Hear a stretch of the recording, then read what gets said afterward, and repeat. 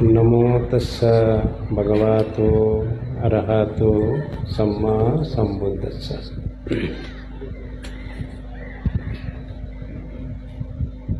পার্বত্য জেলা রাঙামাটি রাজস্থলী মৈত্রীবিহার আজকে দায়ক দায়িকা কর্তৃক আয়োজিত কঠিন জীবন দান উৎসবে আমাদের পরমার্থ মাননীয় সভাপতি সংঘপ্রধান এবং প্রধান ধর্মালোচক বিশেষ ধর্মালোচক সহ অনুত্তর পুণ্যক্ষেত্র ভিক্ষু সংঘ, আমি মাননীয় ভিক্ষু সংঘদেরকে আমার সশ্রদ্ধা বন্দনা নিবেদন করছি এবং আপনারা দায়ক দায়িকা বৃন্দা সকলকে আমার মৈত্রী শুভেচ্ছা। আপনাদের নিরোগ জীবন কামনা করছি এবং সকলে সফলতার সহিত সম্যকভাবে এগিয়ে যান এমনটা প্রত্যাশা ব্যক্ত করছি।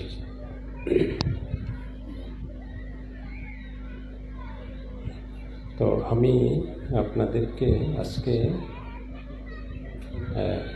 একটা বিষয়ে আলোচনা করার চেষ্টা করব,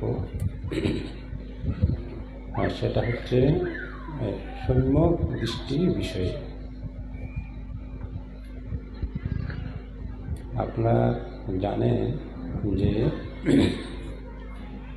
বুদ্ধি একায়ন নামক সত্তান্ন বিশুদ্ধিয়া বুদ্ধি প্রদর্শিত একটি মাত্র পথ, একটি মাত্র রাস্তা, যে অষ্ট মশলাযুক্ত একটি রাস্তা অষ্টাঙ্গিক মার্গে কেউ অনুশীলন করলে পর বুদ্ধ বলেছেন যে জগতে অরহৎ শূন্য হবে না। তা আমি এখানে সম্যক দৃষ্টি বিষয়ে কিছু আলোচনা করব। আরও করে দিতাম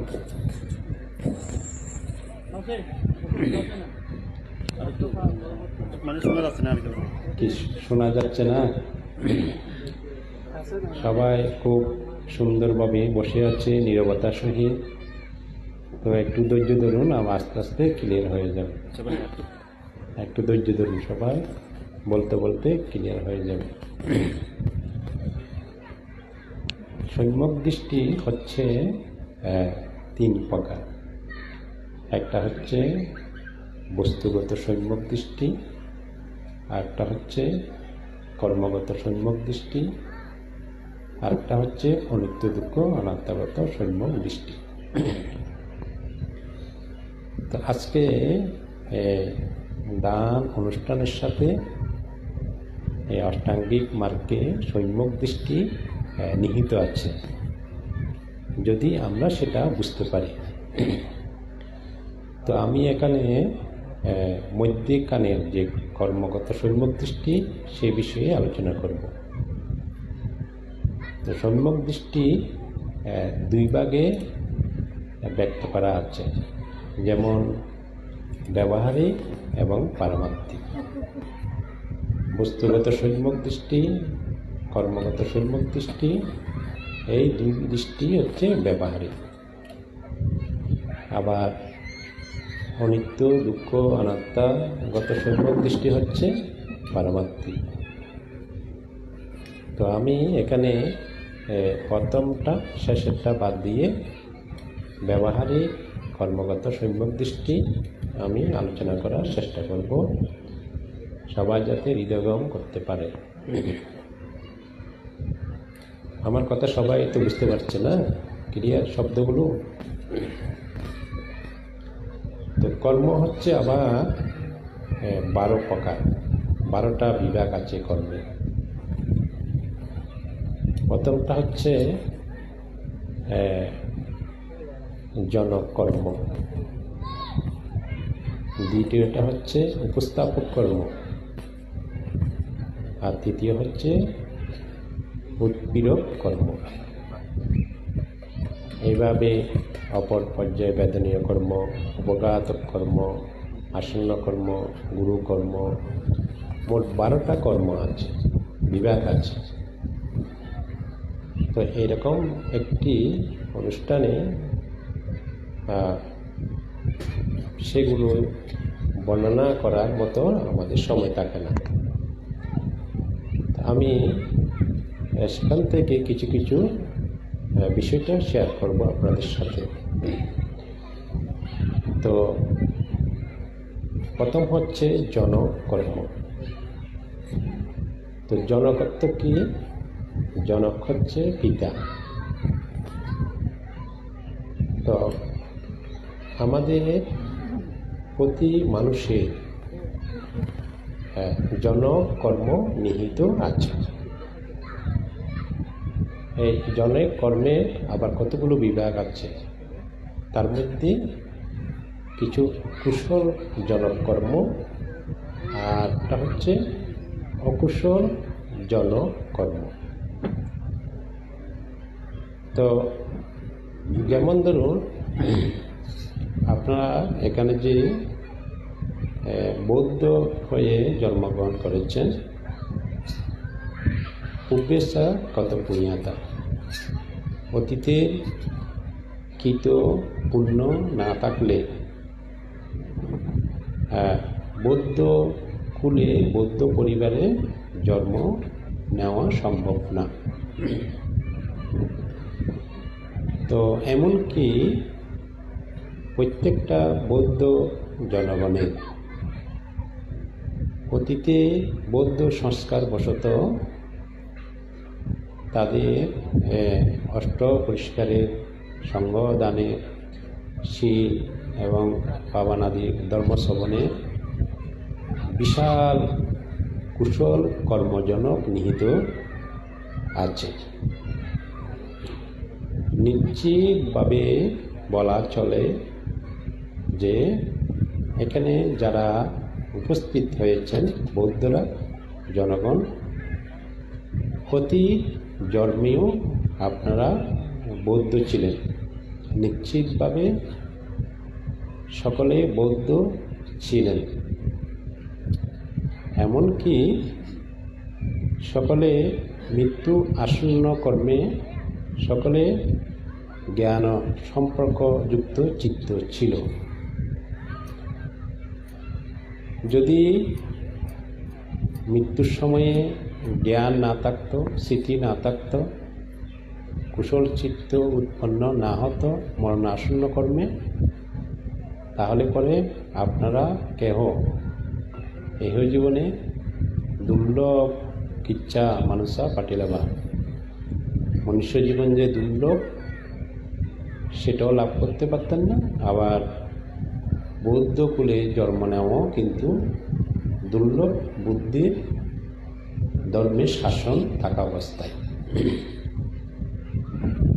এটা নিশ্চিতভাবে বলা চলে অনেকটা যে এই জন্মে আগে যে জন্ম, যেখান থেকে আমরা সবাই এখানে এসেছি, বেশিরভাগ ক্ষেত্রে মানুষেরা স্বর্গের থেকে মনুষ্যলোকে আসতে পারে। এখানে নিশ্চিতভাবে বলা চলে কেউ নরক থেকে এখানে আসতে পারে, আসেনি। এখানে কেউ নরক থেকে এখানে কেউ কিন্তু আসেননি, এটা একদম শতভাগ নিশ্চিত। কারণ নরক থেকে সরাসরি মনুষ্য জীবন লাভ করতে পারে না। নরকের নারকীরা তার কর্ম ফল শেষ করার পর তারা প্রেতলোকে জন্ম নেয়, সেখানে 500 জন্ম তারা প্রেতলোকে থাকে। তারপর ওইখান থেকে তার কর্ম অনুযায়ী কয়েকজন মাত্র হাতে গোনা হয়তো মনুষ্যলোকে আসতে পারে। অসুর লোক থেকেও মনুষ্যলোকে খুব কম আসে। কেন? অসুর লোকে হিংসা, বিদ্বেষ, মারামারি রাগচিত্ত, তারা মৃত্যুর সময়ে জ্ঞান সম্পর্কযুক্ত চিত্ত নিয়ে মৃত্যুবরণ করতে পারেন না, সেই জন্য তারা মানুষ হতে পারেন না। যদি হয়ে থাকে কয়েকজন, তা ব্যতিক্রম। তির্যক প্রাণী থেকে মনুষ্যলোকে আসাটাও কঠিন, কারণ বুদ্ধ বলেছেন যে ভিক্ষুগণ, এমন কতগুলো প্রাণী আছে, তির্যক প্রাণী, যারা এখনো পর্যন্ত বুদ্ধ শব্দ পর্যন্ত শুনতে পাননি। এমন প্রাণী আছে। যেমন পৃথিবীতে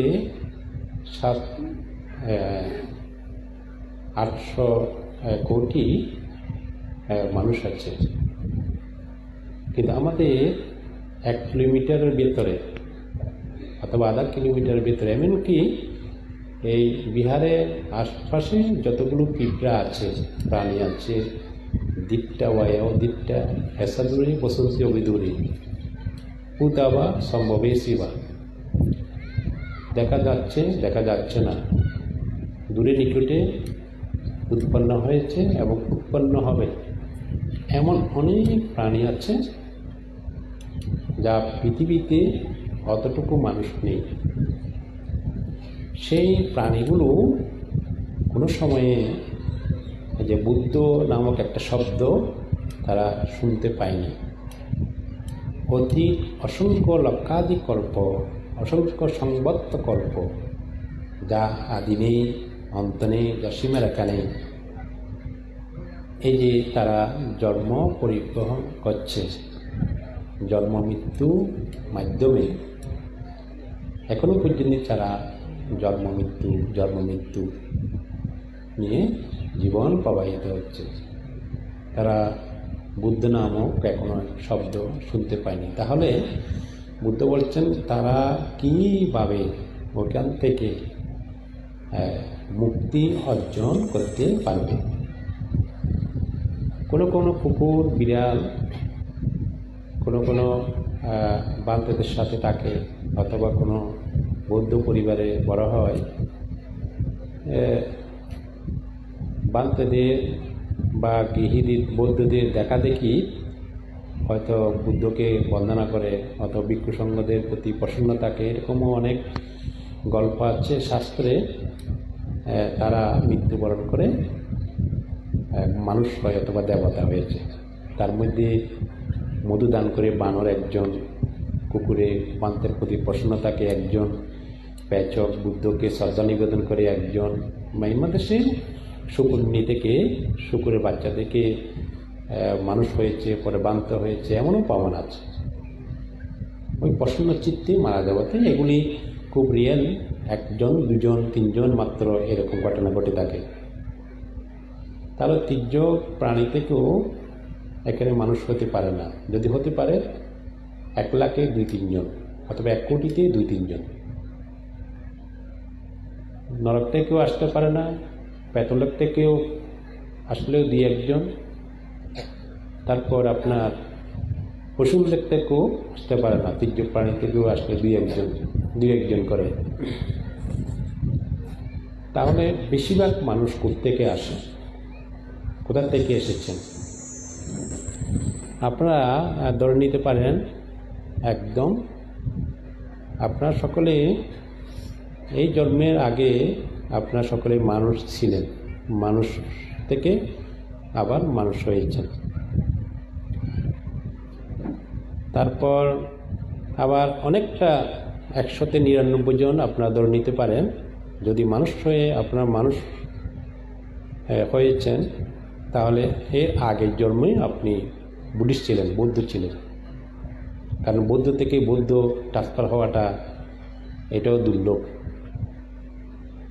যদি তা না হয় তাহলে আপনি নিশ্চিতভাবে 198 জন আপনারা ধরে নিতে পারেন। যদি সেটা না হয়, আপনারা সকলে স্বর্গের থেকে এখানে এসেছেন। মনুষ্যং গচ্ছন্তি, স্বর্গে দেবতাদের যখন পুণ্যক্ষয় হয়, আয়ুক্ষয় হয়, তখন অন্য দেবতারা তাদের বনে নিয়ে গিয়ে সুন্দর ফুল বাগানে দুই পাশে হাঁটাবে ধরে, বলে যে মনুষ্যাং গাচ্ছান্তি, তুমি মনুষ্যলোকে গমন করো। মনুষ্যাং গাচ্ছান্তি, তাকে সেভাবে স্মৃতি করায়, স্মরণ করায়, তাকে স্মরণ করাই দিয়ে তুমি স্মরণ করো, তুমি এখনই শুদ্ধ হয়ে যাবে। সুতরাং তোমার জন্ম যাতে আর এদিক ওদিক না হয়, তুমি মনুষ্যলোকে পৃথিবীর দিকে তোমার মনোনিবেশ করো এবং বলো মনুষ্যাং গাচ্ছান্তি। তো সে মনে মনে বলে মনুষ্যাং গাচ্ছান্তি, মনুষ্যাং গাচ্ছান্তি, এভাবে বলতে বলতে সে গাচ্ছান্তি মানে গমন করে ফেলেছে, এখানে এসে গেছে। এটা একটা ভালো খবর দিতে পারি আপনাদেরকে, যে আপনারা নিশ্চিতভাবে ধরে নিতে পারেন আপনারা এর আগের জন্মে মানুষ ছিলেন, এবং আপনারা এর আগের জন্মে শুধু মানুষ ছিলেন তা নয়, আপনি অবশ্যই বুদ্ধিস্ট ছিলেন। অন্য সম্প্রদায় থেকে আসলেও মন মানসিকতা বুদ্ধিস্ট ছিল, এবং তা যদি না হয় আপনার স্বর্গের থেকে এসেছেন। যেমন আমাদের শ্রদ্ধেয় বান্তেরা একেবারে নিশ্চিতভাবে ধরে নিতে পারেন ওনারা স্বর্গের মনোপদেশিকা দেবতা থেকে ওনারা এখানে এসেছেন। তার ব্যতিক্রম কয়েকজন হবে মনুষ্যলোক থেকে এসেছেন, কিন্তু বেশিরভাগ ক্ষেত্রে মনোপদেশিকা দেবতাগণ মনুষ্যলোকে আসেন, তারাই বিজ্ঞ হন, অন্য দেবতারা বিজ্ঞ হতে পারে না। অথবা তার বিপরীত ব্রহ্মলোক থেকে যদি আসে পৃথিবীতে, তারাই বিজ্ঞ হন। মানে সংসারের প্রতি তাদের একটা ভয় ভীতি থাকে, বিতৃষ্ণা থাকে অতীতের নিষ্কর্ম সংকল্পের কারণে।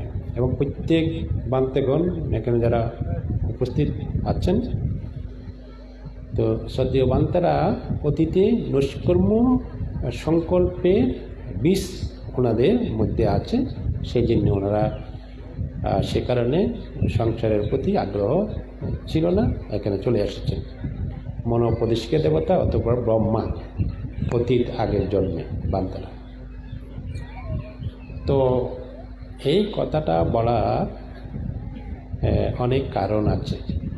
মূলত আমি আপনাদের সাথে আজকে যে কথাটি বলবো বলে মনস্থির করেছি, আর সে কারণে এগুলি বলা তার আগে বোঝার জন্য। তো এখন কথা হলো, যদি আপনি এর আগে জন্মে যদি আপনি বুদ্ধ হয়ে থাকেন, তাহলে তো আপনি শীল পালন করেছিলেন নিশ্চিতভাবে, আপনি বুদ্ধির স্মরণ নিয়েছিলেন নিশ্চিতভাবে, এবং আপনি সে সময়েও অষ্টপরিষ্কার দান করেছিলেন, সঙ্গ দান করেছিলেন, এবং আপনি কঠিন শিব দানও করেছেন। কারণ সেটা আমাদের পুরুষ পরম্পরা, সংস্কৃতি, এগুলি করিচিব দান করা, সঙ্গ দান করা, অষ্টপরিষ্কার দান নিজে করতে না পারলে অংশগ্রহণ করা। যখন আমরা মাননীয় ভিক্ষুর সঙ্গে সান্নিধ্যে আমরা থাকব, যেমন এখানে বিহারকে কেন্দ্র করে যারা দায়িত্বীরা আছেন, ক্ষেত্র বিশেষে আপনার শিল্প প্রতিপালন না করলেও বা পাপ অকর্ম নিবুজিত থাকলেও, কিন্তু কোনো সময় তো আপনারা বিহারে আসেন, ধর্মবাণীগুলো শ্রবণ করেন, বুদ্ধকে বন্দনা করেন, বান্তের উপদেশগুলো শ্রবণ করেন। এবং আমি যতটুকু জানি পার্বত্য এলাকার দায়িত্বীরা কায়িক শ্রম বেশি করে অনুষ্ঠানে বা বিহার প্রতিষ্ঠা করার ক্ষেত্রে। এবং আমি বিশ্বাস করি যে জানি যে দায়িত্বীরা খুবই সুশৃঙ্খল, যেমন এখানে খুব সুশৃঙ্খলভাবে সকলের ধর্ম দেশনাগুলো শ্রবণ করছেন। এতগুলো পুণ্য আছে যা এগুলি গণনা করা যাবে না। এই যে বুদ্ধমুক্তি দান করেছেন, ছোট বুদ্ধমুক্তি দান করলে যে মহাসাগরের পানিগুলো এক ফোঁটা করে গণে দেখাতে পারবেন কোনো এক ঋদ্ধিমান দেবতা, কিন্তু এটার পুণ্যফল কতটুকু সেটা গণে দেখাতে পারবে না। এখন একটু ব্রহ্মলোক পর্যন্ত শস্য গণে একটা গণে দেখাতে পারবে কোনো এক ঋদ্ধিমান দেবতা, কিন্তু এটার পুণ্যফল কতটুকু সেটা গণে দেখা সম্ভব না। এইভাবে বৌদ্ধ ধর্মে যে শাসন থাকার কারণে, বুদ্ধ শাসন ক্ষেত্রে দান করার কারণে, সেখানে একটা দৃষ্টি থাকার কারণে, সম্মুখ দৃষ্টিটা দানের পরের যে বর্ণনা আছে এগুলি বলা সম্ভব নয়, কিন্তু এখানে একটা প্রশ্ন থেকে যায়, তাহলে এত দান করে এসেও আমরা এগুলি সেইভাবে ফল ভোগ করছি না কেন? তা আপনারা যদি ঢাকায় যান বা চিটাগাঙে যান, দেখবেন অনেকে গেছেন, কত বড় বড় বিল্ডিং, এখানে অনেক চিটাগাঙে চাকরি করে এমন উপাসকরা আছেন, ঢাকাতে আছেন, কত বড় বড় বিল্ডিং, টাওয়ার, কত বড় বড় ফ্যাক্টরি, এমনকি হাজার হাজার কোটি টাকার মালিক। পরিসংখ্যানে বাংলাদেশে সম্পদের পরিমাণ একদম সর্বনিম্নে হচ্ছে বৌদ্ধদের, প্রথম মুসলিম সম্প্রদায়ের, তারপর হিন্দু সম্প্রদায়ের, তারপর খ্রিস্টান সম্প্রদায়ের, তারপর একদম সর্বনিম্নে বাংলাদেশে সম্পদের পরিমাণ একদম নিম্ন, সম্পদ নেই। তো কিন্তু যেভাবে আমরা ধর্মদেশনাগুলো শুনে আসছিলাম, এখনও শুনছি, যেগুলো আমরা বিশ্বাস করি, যেগুলো আমরা শাস্ত্রে পড়েছি, কিন্তু আমাদের তো বেশি করে টাকার কথা ছিল সেই হিসাবে। কারণ কঠিন শিব দান করলে যে ফল বর্ণনা আছে, অতটুকু ফল অন্য কোনো ধর্মে তো সেরকম ব্যবস্থা নেই। সংজ্ঞাদানের আনুষ্ঠানিক ফল নির্বাণ না যাওয়া অবধি সকলে পরিভোগ করে, চুমুরো পর্বত নাকি ধ্বংস হয়ে যায় শাস্ত্রে আছে, তারপরে সংজ্ঞাদানের আনুষ্ঠানিক ফল শেষ হয় না, এমনটা কিন্তু বলা আছে। এটা সত্য, ত্রিপিটকে আছে। কিন্তু তা যদি হয়ে থাকে, তাহলে আমাদের সম্পদের পরিমাণটা তো একবারে হাই লেভেলে থাকা উচিত ছিল, কিন্তু আমরা আছি সবার থেকে নিচে। এটা একটা প্রশ্ন হতে পারে, এটা প্রশ্ন আসতে পারে, এটা প্রশ্ন করাটাই যুক্তিসঙ্গত আমি মনে করি। এটার কারণ কি? এটা একটা নিশ্চয়ই কারণ আছে। কারণ অকারণে কিছু হয় না। হিমাস্মিন হতি হিমাস্মিন না হতি, ওহা থাকলে ওহা হবে, ওহা না থাকলে ওহা হবে না। বুদ্ধ বলছেন যে সব কিছু কার্য কারণ সম্ভূত, মানে অকারণে আসলে কোনো কিছু হয় না, এর একটা কারণ আছে। এটা কারণ হচ্ছে উৎপীড়ক কর্ম। উৎপীড়ক কর্ম হচ্ছে ডিস্টার্বনেস করা, ডিস্টার্ব মানে অথবা ওটাকে বাধা দেওয়া, বাধা প্রদান করা। এটাকে যদি আমি এক্সাম্পল দিয়ে আপনাদেরকে বুঝাই তাহলে বেশি ভালো হয়। তো সেটা হচ্ছে, যেমন একটা উদাহরণ দিই, আম্রপালি, আপনারা সেটা সকলেই জানেন আম্রপালির কথা। আম্রপালি শেষ জীবনে তিনি পতিতাবৃত্তি করেছেন এবং মহান কল্যাণ মিত্র বুদ্ধের সান্নিধ্যে গিয়ে শেষে উনি ভিক্ষুণী হয়ে অরহত বলে প্রতিষ্ঠিত হয়েছিলেন। তো একজন পতিতা, উনি শেষে অরহত হয়েছিলেন ভিক্ষুণী হয়ে। তো ভিক্ষুণী হওয়ার মতো যার যোগ্যতা আছে, বুদ্ধির সময়ে জন্ম নেওয়ার যার যোগ্যতা আছে এবং বুদ্ধির সাক্ষাৎ পাওয়ার মতো যার যোগ্যতা আছে, সে কিনা হলো আবার পতিতা।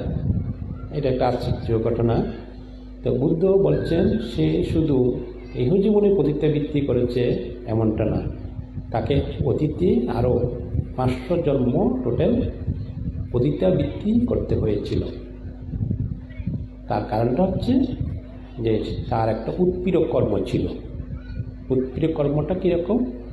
সে এক বুদ্ধির শাসনে ভিক্ষুণী ছিল, ওনার একটা মাটির কুটির ছিল।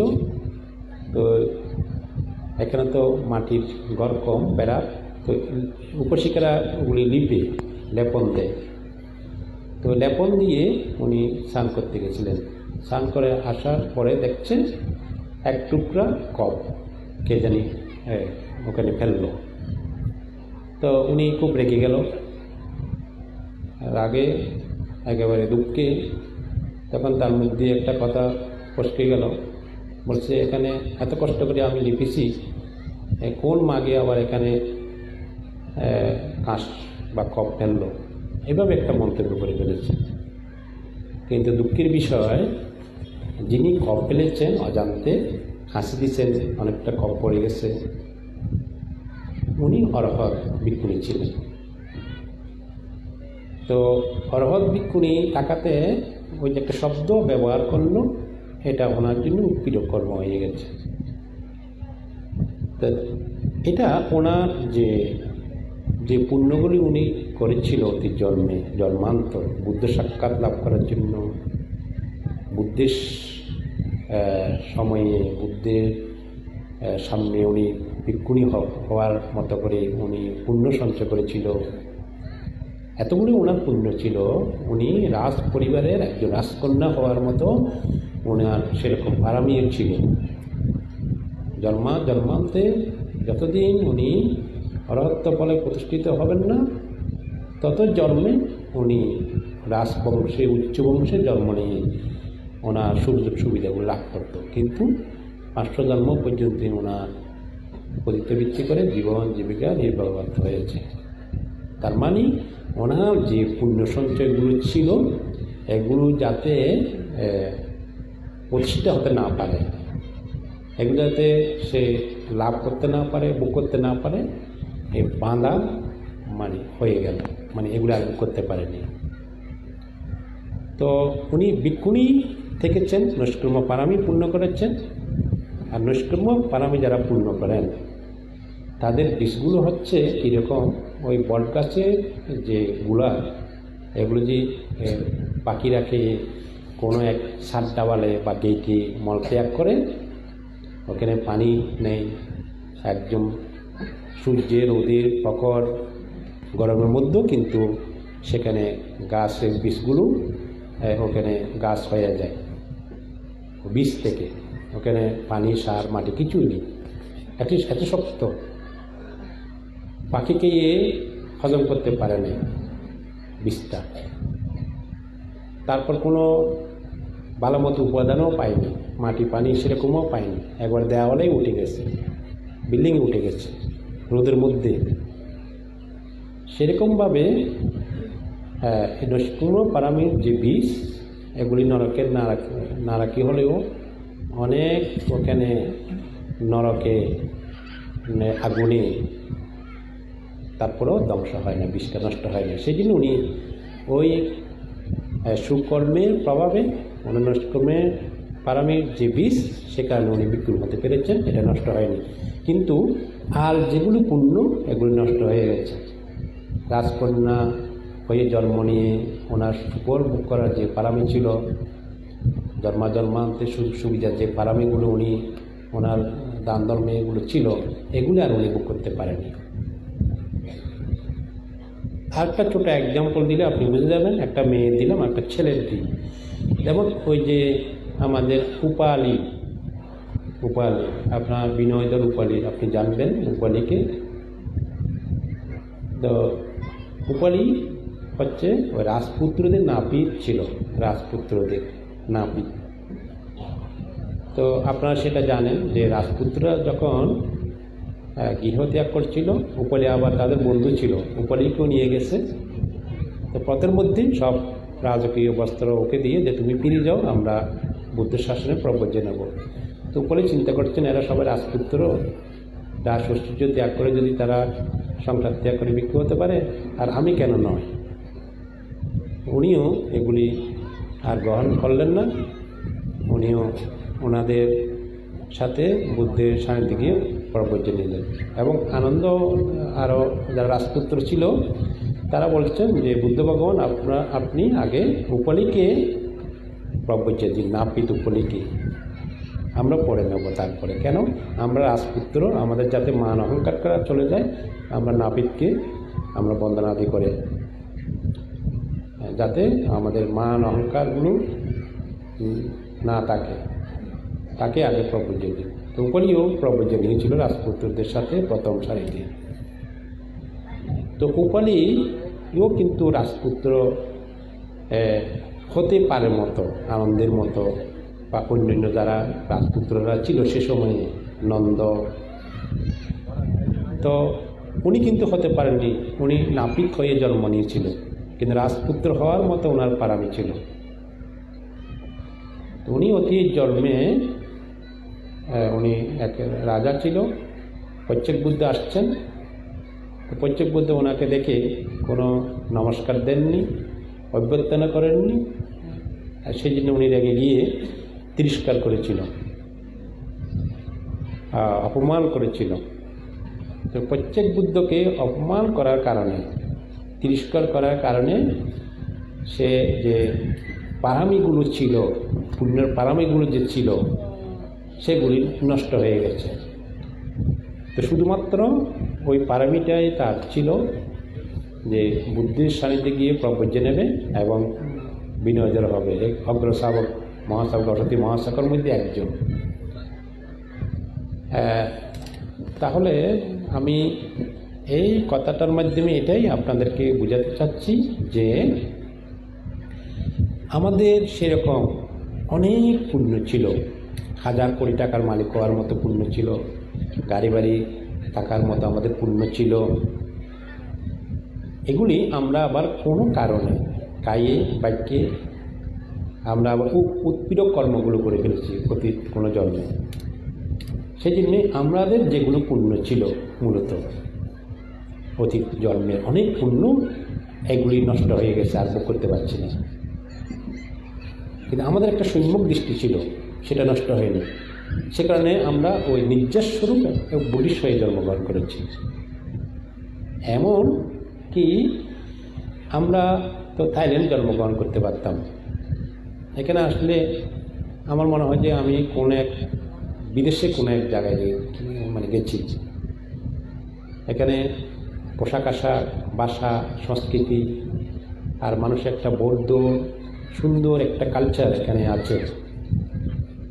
তারা যেমন সভা সমিতিতে এত সুন্দর করে নীরবতার সহিত বসে থাকে, অতি শ্রদ্ধার সহিত তারা ধর্মসমাজগুলো শুনে, এবং এইভাবে সামনে যখন দেখি কী রকমভাবে দানীয় সামগ্রী দিয়ে বান্তাদের সামনে এমনভাবে সুন্দর লাগছে, যেন প্রতিটি পরিবার থেকে একটা করে এই যে কল্পতরু নিয়ে আসছে। টাকা টাকা টাকা, অনেক টাকা, এখানে অনেক দানীয় সামগ্রী, যেন সুন্দর একটি বৌদ্ধ দেশে, থাইল্যান্ডে অথবা মায়ানমার দেশে অথবা শ্রীলঙ্কাতে যেন এসেছি। এগুলি সচরাচর আমাদের সমতলে এইভাবে দেখা যায় না। এগুলি যখন আমরা দেখি আমাদের অনেক ভালো লাগে, হ্যাপি লাগে, আনন্দ লাগে, একটা মনের অনেক প্রশান্তি আসে, তখন মনে সাহস আসছে, বল আসছে। কেন এই বাংলাদেশে এই এক কোণাতে আমাদের অনেক মানুষজন আছেন যারা সম্যক দৃষ্টি সম্পন্ন, যারা বৌদ্ধরা। আমরা ইচ্ছে করলে মাঝে মাঝে তাদের সান্নিধ্যে গিয়ে নিজেকে উৎসাহিত, অনুপ্রাণিত হতে পারি। ভিসা কেটে যেতে হয় না, এখানে সরাসরি চলে আসতে পারি। তো এটা আমাদের অনেক বল মানসিক, আপনাদেরকে দেখে। তো দেখুন, তো আমরাও কিন্তু সবাই অতীত কোনো জন্মে আমরা বৌদ্ধ প্রধান দেশে জন্মগ্রহণ করেছিলাম, এটা একদম নিশ্চিত। আমরা বৌদ্ধ প্রধান দেশে, বুদ্ধিস্ট কান্ট্রিতে জন্ম নিয়েছিলাম। তো সাধারণত যে দেশে মাইনরিটিতে থাকে তারা বিভিন্নভাবে টর্চার হয়। এটা বিভিন্ন অ্যাঙ্গেল থেকে তাদের সেটা মানসিক হোক, বিভিন্ন চাপ থাকে, বিভিন্ন অশান্তি থাকে, বিভিন্ন ক্ষতিগ্রস্ত হয়। তা আমরাও অতীত কোনো জন্মে আমরা মেজরিটি পার্সেন্ট ছিলাম, কোনো দেশে রাজবংশে ছিলাম। তো আপনাদের চলাফেরা, বেশভূষা একটু রাজকীয় ভাব দেখা যায়, ঠিক আছে? এটা একটু আপনি চিন্তা করলেও বোঝা যায় যে পরিবেশ যেভাবে প্রবাহিত হয়। তো এই যে যেমন ধরুন আপনি একটা ওই যে ছাতার মতো যে একটা ছোট ছোট করছেন, আবার বাচ্চাদের একটু উপরে একটা ছাতা দেন, রাজকীয়ভাবে নিয়ে যান। এটা আপনাদের রাজবংশরা কুলে অতীত জন্মে রাজবংশের মানুষ ছিলেন, সেই চিন্তা চেতনাগুলো আপনাদের মনে প্রবাহিত হয়। তো হলো কি, হয়তো মানে মানের কারণে, অহংকারের কারণে ও মাইনরিটিদেরকে টর্চারিং করা হয়েছিল। আমরা অতীত জন্মে মাইনরিটিদেরকে টর্চারিং করেছি, সে কারণে আমরা আবার এই জন্মে মাইনরিটি হয়ে জন্মগ্রহণ করেছি। তো সেই জন্যে শুভ নামে এক সৃষ্টি উনি বুদ্ধের কাছে গমন করেছিলেন এবং উনি বিশ্বে বৈষম্যের কারণ কি উনি জানতে চেয়েছিলেন, যে বুদ্ধ ভগবান আসলে বিশ্ব বৈষম্যের কারণ কি। পণ্ডিত, মূর্খ, শিক্ষিত, অশিক্ষিত, ধনী, গরিব, সুন্দর, অসুন্দর, মানুষের মধ্যে যে কত তারতম্য, সব মানুষ এক না, এটার কারণ কি? অনেকেই আমাদের বিশ্ববাসী কিছু সংখ্যক মানুষ বাদ গেলে সবাই ঈশ্বরের সৃষ্টি বলে এটাকে মেনে নিয়েছেন, যে আমাদের বিশ্ব বৈষম্যের কারণ হচ্ছে একজন সৃষ্টিকর্তা আছে, উনি আমাদেরকে এভাবে বৈষম্য করে সৃষ্টি করেছেন। কিন্তু বুদ্ধ এখানে বলছেন যে হে শুভ, বিশ্ব বৈষম্যের কারণ হচ্ছে ইয়াং কাম্মাং কারিস্বামী কল্যাণাঙ্গ পাপকম্মতা সদাই ভবিষ্যমিতি কাম্মবন্ধু কাম্ম পাটিসারামি ইয়াং কাম্মাং কারিস্বামী কল্যাণাঙ্গ পাপকম্মতা সদাই ভবিষ্যমিতি। যে বলছেন যে মানুষ যে কর্ম করে সে ফল ভোগ করে এবং তার বৈষম্য সে নিজে তার জন্য সে দায়ী। যে বৈষম্য সে নিজেই করে আর নিজেই এগুলি সৃষ্টিকর্তা হয়ে নিজে তার ফল ভোগ করে। এখানে মধ্যখানে কেউ কাউকে নিয়ন্ত্রণ করছে না। আজকে আমাদের অনেকে প্রজন্মরা তারা প্রশ্নবিদ্ধ হয়, প্রশ্ন করে, মনেও প্রশ্ন থাকে যে বান্দারা তো এত দেশনা করে, তাদের এত ফল থাকে, এত ফল হয়, তাহলে কেন আমরা এগুলি ভোগ করতে পারি না, কেন আমরা এত ধনী না? এটার কারণ হচ্ছে যে উৎপীড়ক কর্ম যে আমরা আবার সাথে করে নিয়ে এসেছি, সেই জন্য যেগুলি ফল ভোগ করার কথা সেগুলো করছি না। এটা যদি আমরা জানতে পারি, বুঝতে পারি, তাহলে আমরা সম্যক দৃষ্টি অর্জন হয়, তখন আমরা আর কাউকে দোষারোপ করতে পারি না, আপনি দায়ী। সে কারণে আমাদের এখন কি করতে হবে? কথা হলো আমরা বিষয়টা মোটামুটি কিছুটা হলে জানতে পেরেছি। এখন আমাদের কি করা উচিত? আমাদের করা উচিত উপস্থাপক কর্ম, যেন আমরা অন্ধকার থেকে আলোতে ফিরে যেতে পারি। উপস্থাপক কর্ম আমাদের করতে হবে। মায়ানমার দেশে এক পিয়ন, ডাক পিয়ন ছিল। তো ওখানে একটা সংস্কৃতি আছে মায়ানমার দেশে, যে কোনো পরিবার এক সপ্তাহব্যাপী সূত্রপাঠের আয়োজন করে, একবারে অবিরত করে, তারপর শেষের দিন একটা সংজ্ঞাদান করে। তো ডাক পিয়নে ওইটা দেখে অনুপ্রাণিত হয়ে ওনারও ইচ্ছা হলো, যদি আমিও করতে পারতাম, আমি যদি করতে পারি, ওনার ইচ্ছা হলো যে আমিও যদি করতে পারতাম, এরকম চিন্তা করতে করতে ওনার এমন মনোপ্রবল সৃষ্টি হয়েছে, না এরকম একটা যদি অনুষ্ঠান করতেই না পারি, এরকম 7 দিন ব্যাপী সূত্রপাঠ করবে, বান্তারা শ্রদ্ধেয় সংজ্ঞাদান করব, এই জীবনে যদি সেরকম একটা অনুষ্ঠান পুণ্যকর্ম যদি করতেই না পারি, তাহলে তো মানুষ হয়ে আর জন্ম নিলাম কী জন্যে? আর মানুষ জীবনের সার্থকতা আবার কোথায়?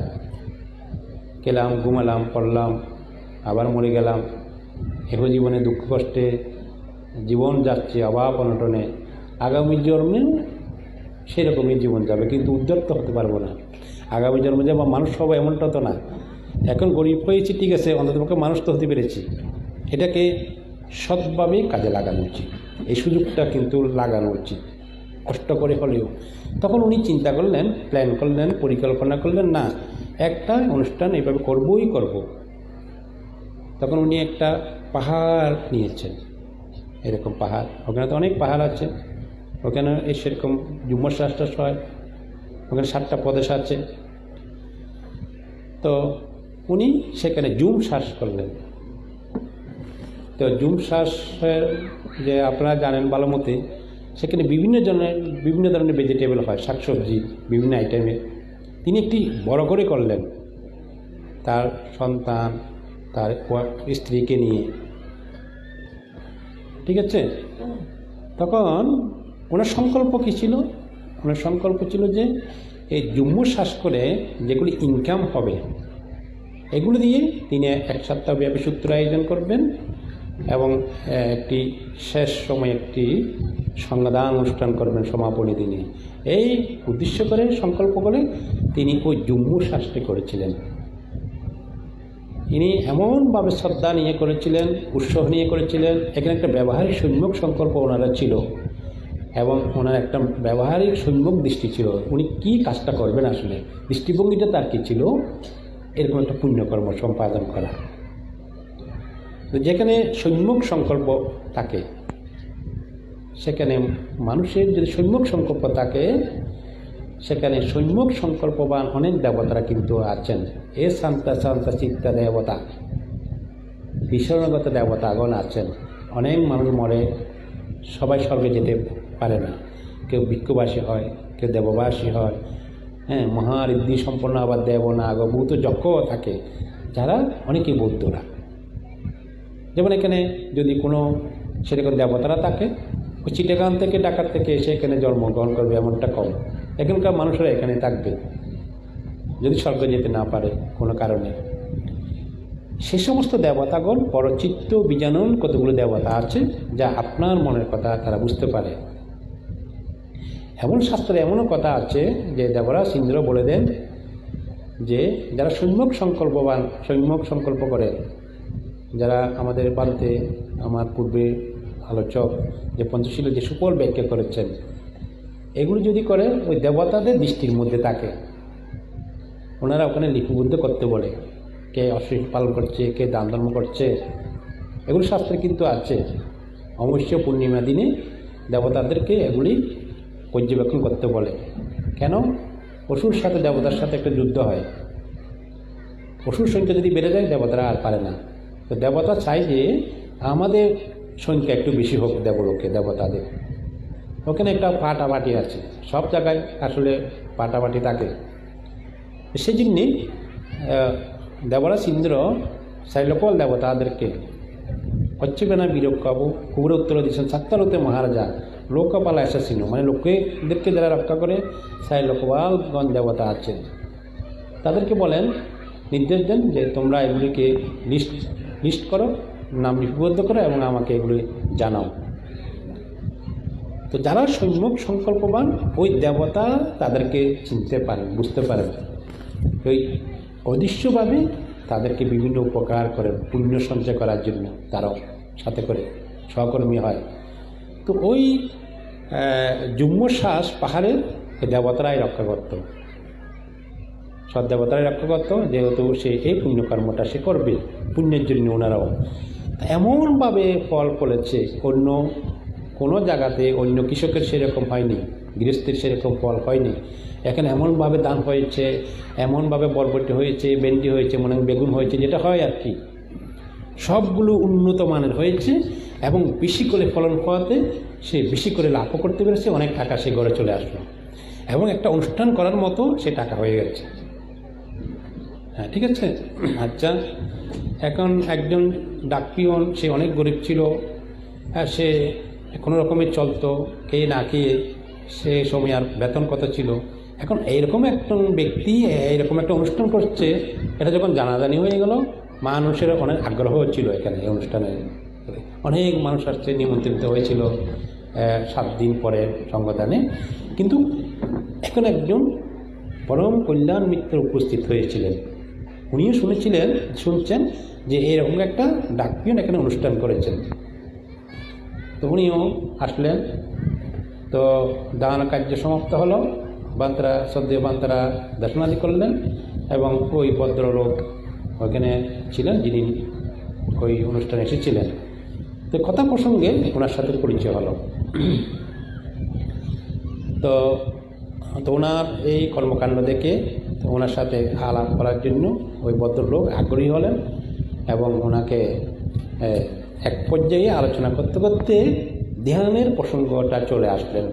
ওই ভদ্রলোক কিন্তু মেডিটেটর ছিল, ধ্যান ছিল এবং একজন মেডিটেশন টিচার ছিল।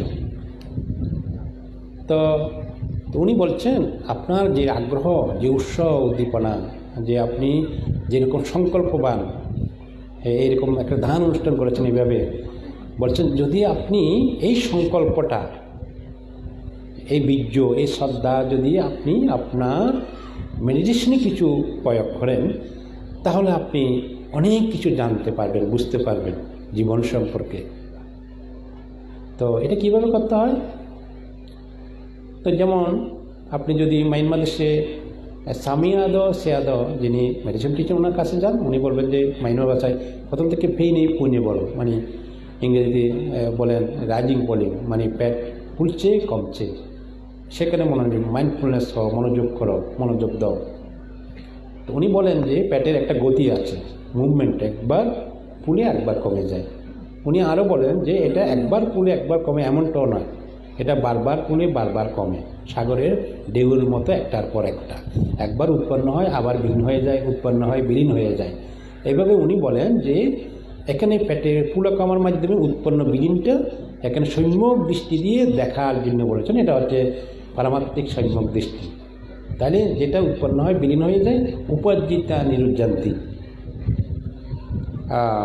বুদ্ধ বলছেন বায়াদাম্মা সাংকারা, সকল সংস্কারগুলো আসলে অনিত্য, পরিবর্তনশীল। বায়াদাম্মা সাংকারা উপজ্জিতা নিরুজ্জান্তি, একবার উৎপন্ন হয় তো একবার বিলীন হয়ে যায়। এটা যারা সম্যকভাবে দর্শন করতে পারেন, তেসাং বুকু সুমসুকু।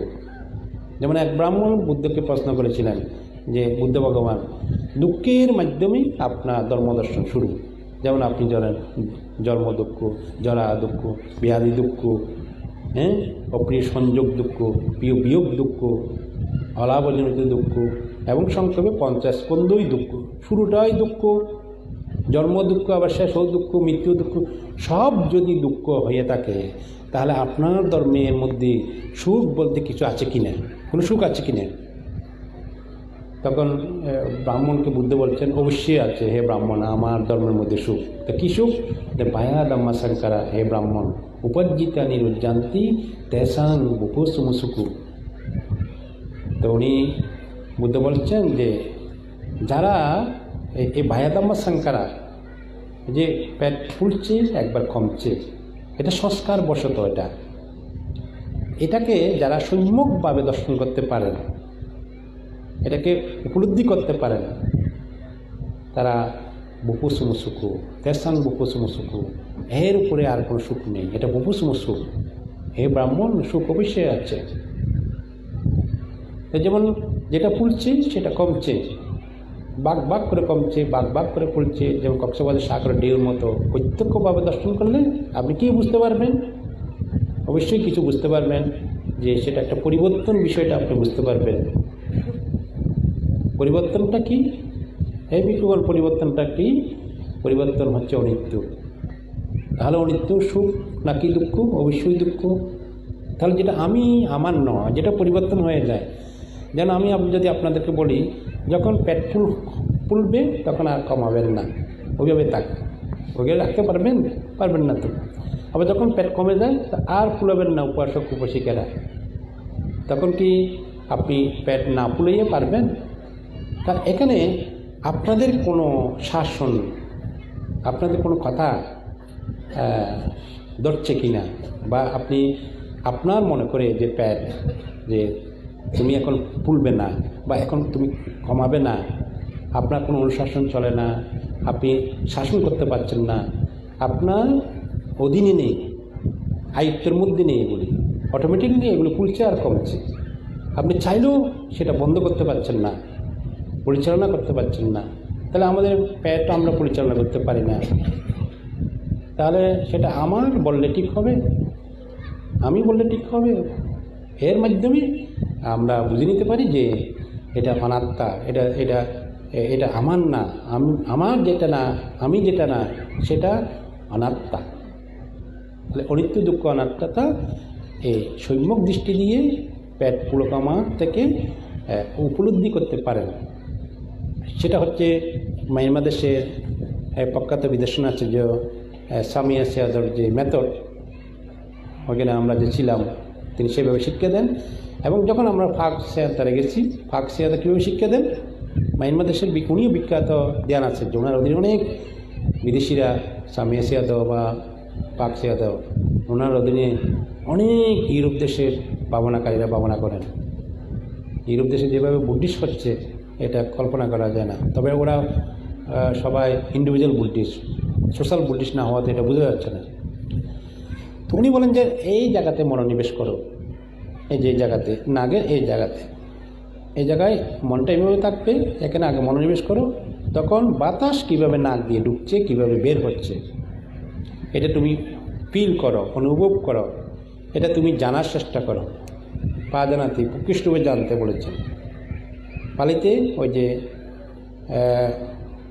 সাথীবাট্টানে পা জানাতে একটা শব্দ আছে, বাংলাতে প্রকৃষ্ট রূপে জানুন। তো জানুন শব্দটা খুবই কঠিন, আমাদের বাংলাদেশের মানুষেরা এটা বুঝে নিতে খুব কষ্ট হয়। তার চেয়ে খুব সহজ হয়, আপনি দেখুন এবারে সম্মুখভাবে দেখুন কীভাবে বাতাস নাক দিয়ে ঢুকছে আবার বের হয়ে যাচ্ছে।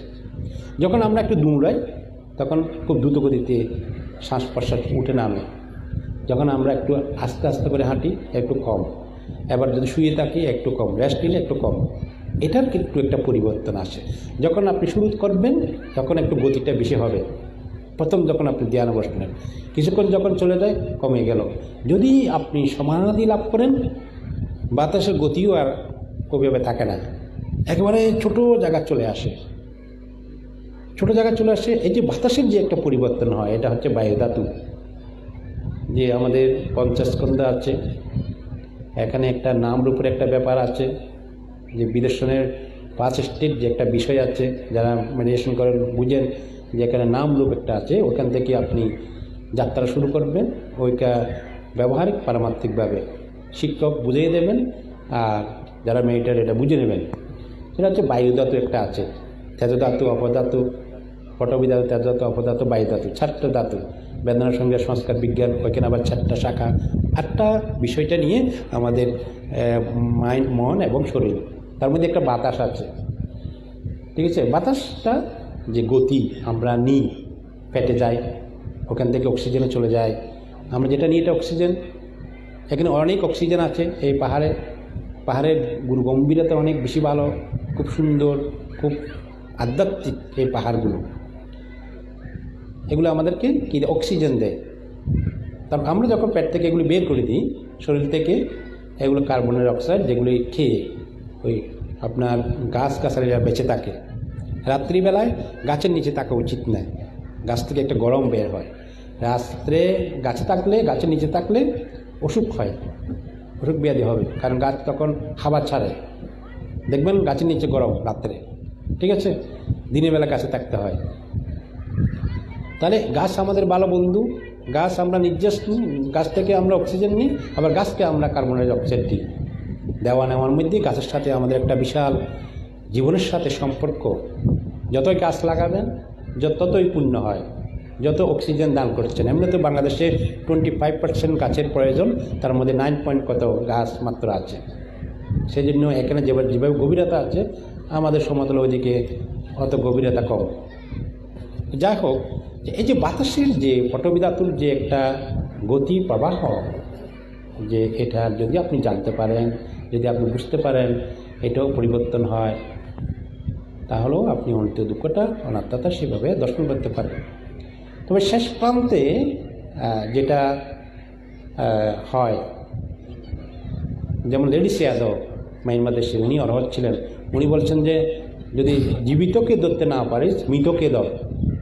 জীবিত মানে যে মন উৎপন্ন হয় এটা জীবিত হয়ে। তো চোখের এক পলকে কোটি শত সহস্র চিত্ত উৎপন্ন হয়।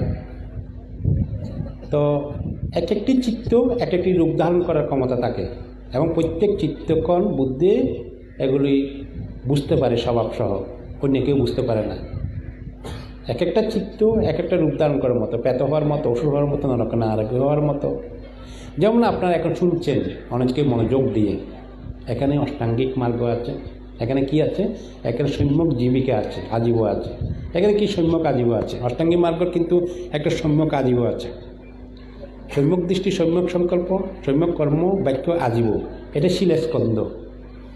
এখন আপনারা অষ্টাঙ্গিক মার্গে আজীব আছেন। আজীব 4টি অঙ্গ: কবলিকিত আহার, স্পর্শ আহার, চেতনাহার, তো বিজ্ঞান আহার। কবলিকিত আহার মানে আমরা যেগুলি মুখ দিয়ে চাওয়া চুয়ে খাই, যেগুলো খাওয়া দাওয়া। স্পর্শ মানে মনের স্পর্শ, চেতনা স্পর্শ। ইন্টেন্স কোন দিকে?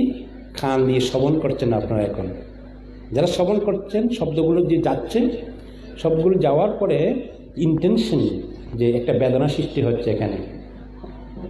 এই বেদনা হচ্ছে জ্ঞান সম্পর্কযুক্ত, মানে এটা বেদনার সাথে আপনার একটা জ্ঞান সংযুক্ত আছে এখানে। এখানে জ্ঞান যখন সংযুক্ত হয়ে যাবে, এখন আপনারা সব অভিধর্মের মধ্যে আছেন।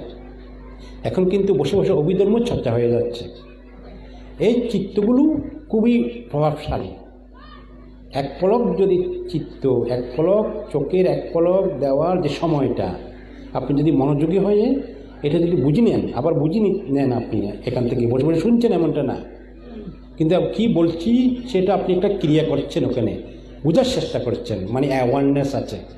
যেমনটা বুদ্ধ বলছেন যে অপ্রমাদেনা সম্পাদেতা, আপনারা এখন অপ্রমাদ আছেন। অপ্রমাদ মানে জাগ্রত ভাব, আপনারা জাগ্রত আছেন এখানে। তাহলে এগুলি সবগুলি দেবতা হওয়ার মতো চিত্ত, আবার মানুষ হওয়ার মতো চিত্ত। এক পলকে 1 কোটি সহস্র চিত্র, এগুলো সব মানুষ হওয়ার মতো চিত্ত, দেবতা হওয়ার মতো চিত্ত। এই সদ্যমদেশনা মনোযোগ সহকারে শুনলে পরেও তাৎক্ষণিকভাবে এরকম একটা লাভ হয়। অন্য সময়ে দান দেওয়ার সময়ে কুশল চিত্ত, দান দিচ্ছেন কুশল চিত্ত। যদি দান দেওয়ার সময় জ্ঞান থাকে সেটা আলাদা বিষয়, সেবার সবার থাকে না। কিন্তু ধর্মদেশনাটা শুনতে শুনতে যে জ্ঞান হয়, সেখানে অভিধর্ম সাথে অষ্টাঙ্গিক মার্গের সম্যক জীবিকার সাথে বিশাল একটা সম্পর্ক দেখাতে, এবং পতিত্ব সমুৎপদ নীতির সাথে একটা সম্পর্ক দেখা। যেমন পাশ্চা এই বেদনা, একটা বেদনা সৃষ্টি হয়। এগুলো কিন্তু অভিধর্মের মধ্যে আমরা চর্চা করি ব্যবহারিকভাবে, পতিত্ব সমুৎপদ নীতি। তাহলে এগুলো সবগুলি কুশল চিত্ত এবং কুশল সাথে জ্ঞান সম্পর্কযুক্ত চিত্ত। তো আমি যে কথাটা বলেছিলাম যে সেই জন্য যে বায়ু ধাতু, যে আমরা এটা স্বভাব যখন আমরা জানব এবং চিত্ত উৎপন্ন হয়, সেটা যদি ধরতে না পারি, লেডিস ইয়াতে বলছেন যে মরার সময় ধরো, মানে যখন চিত্তটা বিলীন হয়ে যাচ্ছে সেই সময় ধরতে পারলে চিত্তায়ন পাচ্ছে না। তার আগে শারীরিক মানসিক যে ইন্টেনশন, সুখ দুঃখ, এগুলিকে উপলব্ধি করতে পারলে, মানে এটাকে বুঝতে পারলে, জানতে পারলে সম্যক দৃষ্টি দিয়ে, এটা হচ্ছে বেদানু দর্শন। তো কায়ানু বেদনা চিত্তে পর্যন্তই পৌঁছলেও বিদর্শন সঠিকভাবে গভীরে তখনও প্রবেশ করতে পারে না। মূলত মার্গ লাভ করতে গেলে আপনাকে ধর্মানুপাসনা যেতে হবে শেষ পর্যন্ত। ধর্মানুপাসনা যাওয়ার আগে আপনার এইগুলো চর্চা করে সমাহিত হওয়া দরকার হবে। যেমনটা বলছেন বুদ্ধ, এই ভিক্ষুগণ সমাহিত হওয়ার চেষ্টা করো। অসমাহিত জন যথার্থভাবে বুঝতে পারে না, মানে অসমাহিত ব্যক্তিরা যথার্থ বুঝতে পারে না। সমাহিত যখন হবে তখন আপনি সকল কিছু ধর্ম, যা কিছু দেখা যায়, রূপ নিত্য পরিবর্তনশীল এবং সব কিছু বায়দাম্মা, এগুলি তখন ধর্মের স্বভাবই পরিবর্তনশীল। এই পরিবর্তনটা ধর্মানুপাসনা দিয়ে, প্রজ্ঞা দিয়ে যে সব কিছু পরিবর্তন হয়, এটাকে দর্শন করতে পারলে তখন প্রজ্ঞা অর্জন হয়। যেমনটা পরিব্রাজক বচ্চ গোত্র বুদ্ধকে প্রশ্ন করেছিলেন যে বুদ্ধ ভগবান, আপনি কোন মতবাদ প্রচার করেন, আমাকে একটু বলুন। তো বুদ্ধ পরিব্রাজক বচ্চকে বলছেন, হে বচ্চ, আমি তো কোনো মতবাদ প্রচার করি না, আমি তো কোনো ধর্মই প্রচার করি না। তো একটা মতবাদ যদি প্রচার না করেন, একটা ধর্ম যদি প্রচার না করেন, তাহলে আপনি আসলে কী বলেন, আপনি আসলে কী বলতে চান? হ্যাঁ, যেমন মতবাদ ছাড়া ধর্ম প্রচার হয় না। এটা ভালো, এটা করলে ভালো, এটা করলে খারাপ, একটা মতবাদ তো মানে বলতে হবে। আর বিশ্বে এত বেশি মতবাদ হয়ে গেছে, এক একজন ধর্মগুরু এক এক মতবাদ প্রচার করাতে আমরা পৃথিবীর মানুষগুলো আমরা বিভিন্ন সম্প্রদায়ে বিভাজন হয়ে গেছি এই কারণে। এটা একটা মতবাদের কারণে। কিন্তু এক্ষেত্রে বুদ্ধ বলছেন না, আমি তো কোনো মতবাদ আসলে প্রচার করি না, আমি রিয়াল ট্রুথ, আমি যেটা বিদর্শন ধ্যানে আমি দেখেছি, এটা রূপ, এটা বায়ু ধাতু, তেজ ধাতু, অপধাতু, পটবী ধাতু, এটা বেদনার সঙ্গে সংস্কার বিজ্ঞান, আমি বিদর্শন দৃষ্টিতে এবং যথার্থভাবে আমি দেখেছি যে এটা একবার উৎপন্ন হয়, একবার বিলীন হয়ে যায়। উৎপন্ন বিলীন যখন হয়ে যায় আমি এটা সিদ্ধান্ত উপনীত হতে পেরেছি এটা নিত্য কিছু নয়, আসলে সব কিছু অনিত্য, পরিবর্তনশীল। তো এটা অনিত্য হওয়াতে এটাকে আমি রিসিভ করি নি। এটা রিসিভ না করাতে, এটা নিরপেক্ষ থাকাতে, এটা আমি আমার এই বলে রিসিভ না করাতে ওই বিষয়ে আমার চিত্ত অনাসক্ত হয়ে গেছে। তো অনাসক্ত চিত্ত যখন হয়েছে, অনাসক্ত চিত্তকে আমি আবার স্পেশালভাবে এটাকে জেনেছি অনাসক্ত চিত্তটা আবার কীরকম, সেটা জানতে গিয়ে আমার চিত্ত সম্পূর্ণ বিমুক্ত হয়ে গেছে। এমনকি আমি বিমুক্ত চিত্তকে কিন্তু রিসিভ করিনি, ওইটাকে আমি ছেড়ে দিয়েছি। কথা বুঝছেন? তাহলে আমি আপনাদেরকে আর কি বলবো, কোন মতবাদটা বলবো যে এটা করলে ভালো, এটা করলে খারাপ? এই জন্য আমি কোনো মতবাদ প্রচার করি না। আমি বলি যে সকল কিছু ধর্ম পরিবর্তনশীল, ধর্ম অনিত্য, পরিবর্তনশীল, অনিত্য, দুঃখ, অনাত্মা। এইগুলি আসলে অহংকার করার মতো কিছু নেই, গর্ব করার মতো কিছু নেই, এগুলি গলাগলি করে আসলে বসে থাকার মতো কিছু নেই। এমনকি ধর্মান্ধতা হওয়ারও আসলে কোনো প্রয়োজন সেই কারণে নেই। বুঝছেন? তো বুদ্ধ এক প্রসঙ্গে বলছেন যে ভিক্ষুগণ, ধর্মকেও ত্যাগ করতে হবে, তোমরা অধর্ম তো আগেও ত্যাগ করবে। তো ধর্ম ত্যাগটা করাটা আপনার বোঝাটা খুব কঠিন। এটাকে বিভিন্নভাবে আবার ভুল বুঝতে পারে যে যেগুলি উৎপন্ন হয় এগুলি ধর্ম, মন থেকে, এগুলি এক একটা ধর্ম, এক একটা স্বভাব আছে, এটাকে গ্রহণ না করা, এটাকে জাস্ট জানা, এটা পরিবর্তন হয়, এটা আমি আমার নয়, এটা অনাত্মা। এই জন্যই এটাকে রিসিভ করতে নেই, এটাকে আসক্ত হতে নেই। বুদ্ধ এই জায়গাটা এগুলিও পরিত্যাগ করতে বলেছেন। আর যখন পরিত্যাগ হয় তখন সব কিছুই অনাসক্ত হয়ে যায়। তো আমি সময়টা বেশি নিতে পারছি না, যদিও বা আমার বলতে খুব ইচ্ছা হচ্ছে। এই বিষয়টাগুলো খুব গুরুগম্ভীর, ভালো, এটা আলোচনা করাটা দরকার। কিন্তু দায়িত্ব খুবই ভালো, আমার খুবই ভালো লাগছে আপনাদেরকে দেখছে। ওই মেডিটেটের ওই সভাতে ওই ডাকপিয়ন ওনাকে এই বিষয়টাকে নিয়ে আলোচনা করছিল। আসলে মেডিটেশনটা আসলে কী, কেন করতে হয়, হয় মেডিটেশন। তো উনি সেটা সংক্ষেপে উনি বলছেন আর উনি ধারণ করেছেন। যেভাবে বলছেন, উনি ওই অফিস থেকে এসে ডাকপিয়ন ওনার কাজকর্ম করে নিজের পরিবারের নির্জন প্রান্তে গিয়ে এক জায়গায় গিয়ে উনি সে সুখ আসন বসে বাম হাতের উপর ডান হাত রেখে মেরুদণ্ডকে সোজা করে যেমনটা বলেছেন। হয়তো আপনি পেটগুলো কমা থেকে অথবা নাকের শ্বাস প্রশ্বাস থেকে উনি সেভাবে ধ্যান করতে করতে একেবারে আস্তে আস্তে ওনার যেহেতু একটা পুণ্যকর্ম সে করেছে, উপস্থাপক কর্ম, তখন এক পর্যায়ে গিয়ে উনি ধ্যানের অনেক গভীরতা পৌঁছে গেছে। এমনকি উনি গৃহী জীবনে একেবারে শেষ প্রান্তে অনাগামী পর্যন্ত পৌঁছে গৃহত্যাগ করে, এগুলো আমি সংক্ষেপে বলছি, গৃহত্যাগ করে অরহত্য বলে প্রতিষ্ঠিত হয়েছিলেন মায়ানমার দেশের সেই ডাকপিয়ন। আপনাকে সাধুবাদিতা অনুমোদন করতে পারেন। তারা দেখেন, আমি এই বিষয়টা খুব সংক্ষেপে বলেছি, আর বিস্তারিত বললে আপনাদের হয়তো ভালো লাগতো এই গল্পটা। ডাকপিয়ন উনি বানতে ভিক্ষু হয়েছেন এবং উনি মায়ানমার দেশের উনি অরহত্য বলে প্রতিষ্ঠিত হয়েছিলেন। এটা সত্য ঘটনা অবলম্বন, এটা সত্য ঘটনা, আসলে এটা গল্প না। তো এখন আমি আপনাদেরকে কি বুঝাতে চাই আজকের আলোচনার মাধ্যমে, আমি বুঝাতে চাই যে আমরা যখন লাভ করিনি, হাজার কোটি যখন আমাদের নেই, বড় বিল্ডিং যখন আমাদের নেই, বা আমরা একটা কষ্ট যখন পাচ্ছি, অথবা বিভিন্ন অ্যাঙ্গেল থেকে মাইনরিটি হওয়াতে হোক অথবা আর্থিকভাবে হোক, বিভিন্ন কারণে, তখন আপনি মেনে নেন। মেনে নেওয়া মানে আপনি কর্মকে মানছেন কি যে নিশ্চয়ই একটা উপকার কর্ম করা হয়েছিল, উৎপীড়ক কর্ম করা হয়েছিল, যে কারণে মনে হয় পাচ্ছি, অকারণে তো কিছু হয় না। যখন আমি সেটা বুঝবো, জানবো, আমরা শান্ত হব, বুঝবো, তখন এখন আমাদের কী করা উচিত? উপস্থাপক কর্ম করা উচিত। উপস্থাপক কর্ম করা হচ্ছে সই বিচি আছে না, সই বিচিগুলো নিয়ে আপনি শুকিয়ে রেখে দেন। তারপর একেবারে যখন বর্ষা আগে আপনি এগুলো রোপণ করে মাটির মধ্যে পানি টানি দিয়ে আবার বিচি হয়ে যায়, বড় লতা পাতা হয়ে আবার ফুল আসে, অনেকগুলো বিচি পাওয়া যায় একটা বিচি থেকে। দেখেন এগুলো একদম শুকানো হয়েছিল, কিন্তু শুকানো ফলেও অনেক দিন আপনি রেখে দিয়েছিলেন, কিন্তু ওখানে একটা বীজ আছে যেগুলি উপাদান যখন পেয়েছে সে আবার গাছগাছালি হয়ে গেছে বড় আকার করে।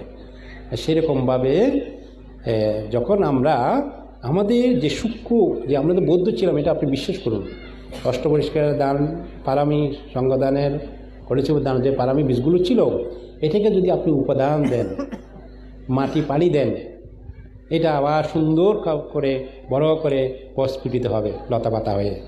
যেই পুণ্যগুলো অতীতে করেছেন পূর্বেশ্বগত ভূমিতে, এখন আপনি যদি এগুলিকে পরিচর্যা করেন, এই যে আপনি দান দিচ্ছেন, শিব পালন করছেন, বাবনাদি করছেন, সদময়, আপনি তা বিশ্বাস করুন, আপনি মনে প্রাণে তা বিশ্বাস করুন।